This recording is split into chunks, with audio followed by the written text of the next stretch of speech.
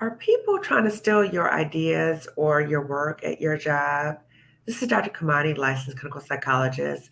You may have had this experience where you're in a meeting and you notice that somebody is trying to co opt your idea. You may have said something before, suggested something before, and people just ignored you. And then somebody who doesn't look like you may present that same idea, might have tweaked it just a little bit, but then they try to pass it off like they've done it. Okay, or you may have done something and they try to add their name or add a little bit of something to it and try to stay claim to that.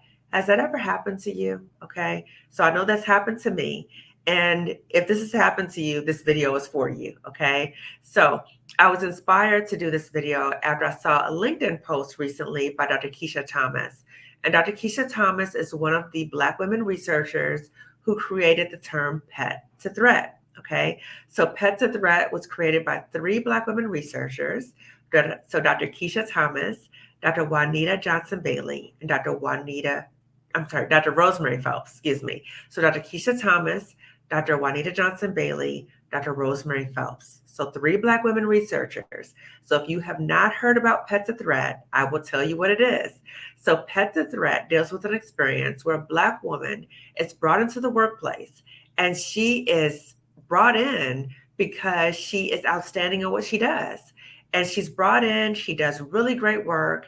And as she's doing this great work, people are loving on her or saying these love bombs, right? Like, oh, you're so great. You're so smart. You have transformed this whole organization, right? So she's treated like the pet. However, as soon as she starts outshining other people, particularly people in leadership positions, so when she starts outshining other people, how she is seen and how she is treated shifts very quickly, shifts to being the threat. Okay, so pet to threat. Okay, so they've done this research. Now, I was inspired because I saw a recent LinkedIn post by Dr. Keisha Thomas in which she stated that people do not give them credit for the term pet to threat, even though they use it, they reference it, but they don't even give them credit for that. So that reminded me of that. And then it made me think about also, I have reached out to these three Black women, and two of them, Dr. Keisha Thomas, Dr. Juanita Johnson Bailey, two of them have been panelists on several discussions I've had on Pet to Threat. Okay. So I've talked to them in the past. Again, they've been on panels that I've done, and they told me that before I contacted them, nobody else had really contacted them about Pet to Threat. Okay. So I want to always give them credit and give them honor. So when you hear me talk about Pet to Threat, I always pause and say, wait, let me say their names and let me tell you about the research. So if this has happened to you, this has happened to you in the workplace, be very mindful of this. This is people who are trying to steal your work. Okay. They're trying to steal your work and not give you any credit to their benefit. And in fact, there might be some type of backlash if you dare to speak up that this is your work. Okay. So brief story time. This exactly happened to me. So I had this idea for a training that was never done before in the school district that I work for. Never done before. I don't know why, but never been done before. So I had this idea. I reached out to another Black woman colleague, and I asked her to co-create this training with me. The training was very well received throughout the whole district. So let me tell you what appreciation that we got. So the unit that we were part of never promoted the training, never. Okay. What they did was eventually I was pulled into the office by the director at the time, who did not look like us. I was pulled in, and this person wanted to know not how do we share the training with other mental health professionals, because it was a training dealing with cultural context and trauma. So it dealt with how important it is to look at issues of historical trauma, microaggressions, epigenetics, implicit bias, all these different things, and working with students and trauma. It's important to look at these things. Okay. So instead of them looking and asking, how can we support this training, not only with the other mental health professionals in our unit, how do we support that training? How do we support you sharing this information with other people within the district? Even though I have been I was at this point, I started training people on my own because my colleague had moved on, but I'm training people on my own throughout the district. So instead of them asking me, how do we support this training? They wanted to know, how do people find out about this training? That's what he wants to know. How do people find out about this training? And then he wanted to know, then he stated, the reason why we don't support this training is because you present it as if it's your training. Okay, let that sit. Okay. So when things like that happen to you, just like when that happened to me, that was yet another sign that that was not the place for me.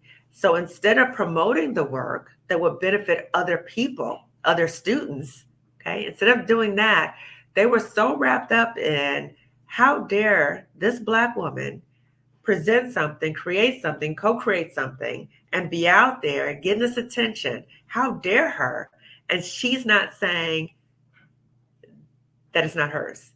I co-created it. It was my initial idea, then I co-created it. Okay. So if this is happening to you, this is a sign that this is not the workplace for you. Okay. It's not the workplace for you. Be mindful of when people do this to you.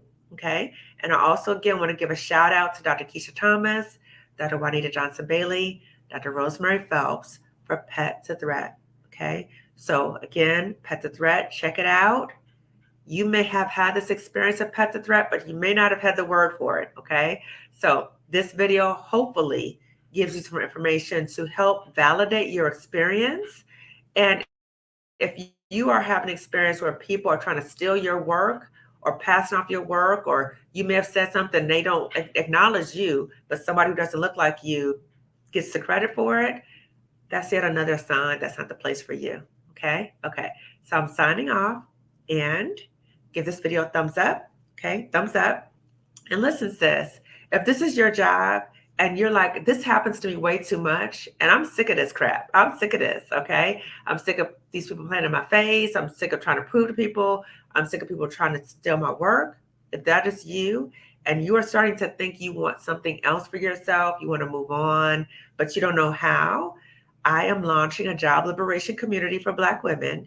So no matter where you are on that continuum with you want to leave, but you might need some support, some resources, some accountability with getting out of that toxic job, then join the job liberation community. Come with me as I'm walking with you to help you leave that toxic job. So it's me and Dr. Roche Brown helping you, helping to support you leave that toxic job, giving you the resources, the tips, the accountability, so that you can go from I hate this job to I'm making plans to get out and actually leaving and doing well. Okay.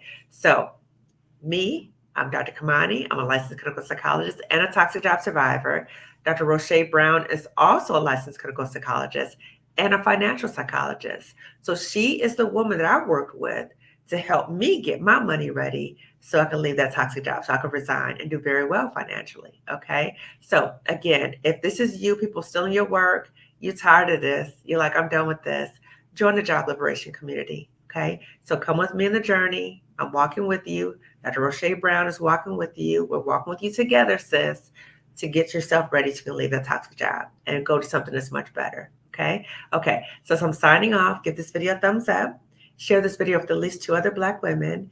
And if you have not already subscribed to my channel, please do so. Lifting Us with Climb Consulting Wellness Services, and click on the link to get in the job liberation community for Black women. We start January 18th. Okay. So you need to get in so you can come to the jump off. Okay. So January 18th, the job liberation community starts. Okay. Okay. See you later. Bye.